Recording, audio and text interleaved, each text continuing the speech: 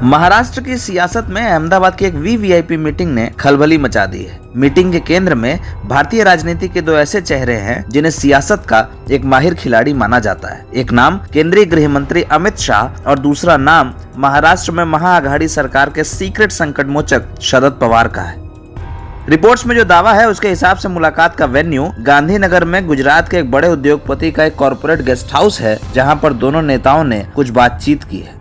बताया जा रहा है कि इस मीटिंग का प्लान महाराष्ट्र के बारामती में बनाया गया था, जिसके पीछे वही उद्योगपति शामिल था जिसके कॉर्पोरेट गेस्ट हाउस में ये बैठक हुई। इस मीटिंग का प्लान बारामती में बना था, जो कि शरद पवार की राजनीति का केंद्र बिंदु रहा है। मीटिंग का मजमून क्या था और महाराष्ट्र और राष्ट्र की सियासत के दो ध्रुवों का मिलना क्या होता है, इसे समझने के लिए इस मुलाकात की पृष्ठभूमि को, वर्तमान को और अटकलों में खड़े होते भविष्य को समझना होगा। दरअसल अमित शाह और शरद पवार की मुलाकात की ये खबर रविवार सुबह मीडिया डोमेन में आई थी। होली के एक रोज पहले जब मुलाकात की खबर निकली तो दिल्ली में पत्रकारों ने अमित भाई से पूछ डाला कि इस मुलाकात में क्या हुआ। मीडिया के लोगों ने खुद इस बात को स्वीकार किया कि हर बात का स्पष्ट जवाब देने वाले अमित शाह ने खुद कहा कि कुछ चीजें सार्वजनिक नहीं हो सकती। शाह का ये कहना ही नई चर्चाओं के आधार का हिस्सा बन गया। आकर यहाँ की मिट्टी को कपाल पर लगाने का मुझे सौभाग्य मिला। शाह के इस अनऑफिशियल बयान के बाद ये सवाल उठने लगे कि क्या महाराष्ट्र के उद्धव ठाकरे सरकार की उल्टी गिनती शुरू हो गई है।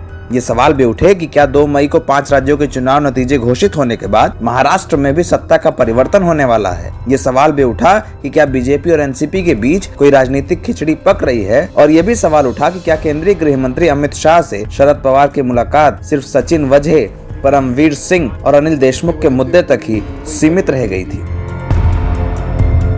इस मुलाकात की गंभीरता क्या थी, इस बात को समझने के लिए मुलाकात के पूरे घटनाक्रम को समझना होगा। एनसीपी और बीजेपी के करीबी सूत्रों का कहना है कि अमित शाह और शरद पवार के बीच इस मुलाकात से पहले गुजराती बिजनेसमैन शरद पवार से बारामती में मिलने पहुंचे थे। इसी बिजनेसमैन ने अहमदाबाद की इस मीटिंग का पूरा प्लान बनाया था, जिसे उनके साथ एनसीपी के बड़े नेता प्रफुल्ल पटेल ने एग्जीक्यूट किया। बताया जा रहा है कि बारामती में बने प्लान के बाद अहमदाबाद के कॉर्पोरेट गेस्ट हाउस में शरद पवार और अमित शाह के बीच का कार्यक्रम फाइनल हुआ। इसके लिए शुक्रवार की शाम शरद पवार अहमदाबाद पहुंचे और उनके बाद करीब 9:45 बजे अमित शाह अहमदाबाद आ गए। इन दोनों ने गांधीनगर के एक गेस्ट हाउस में मीटिंग की और उसके बाद अमित शाह यहां से चले गए। बताया जाता है कि अमित शाह के जाने के बावजूद शरद पवार और प्रफुल्ल पटेल इसी गेस्ट हाउस में रुके रहे और फिर वो शनिवार को अलग अलग स्थानों के लिए रवाना हुए। प्रफुल्ल पटेल इस मीटिंग में शामिल थे। इस बात को इसलिए भी समझना चाहिए क्योंकि उनके रिलेशन एक लंबे वक्त से अमित शाह और नरेंद्र मोदी के साथ रहे। गुजराती कनेक्शन होने के कारण प्रफुल्ल पटेल दोनों दलों में एक बड़े नेता के रूप में जाने जाते हैं। बताया जा रहा है कि महाराष्ट्र की सरकार में उठे संकट के बीच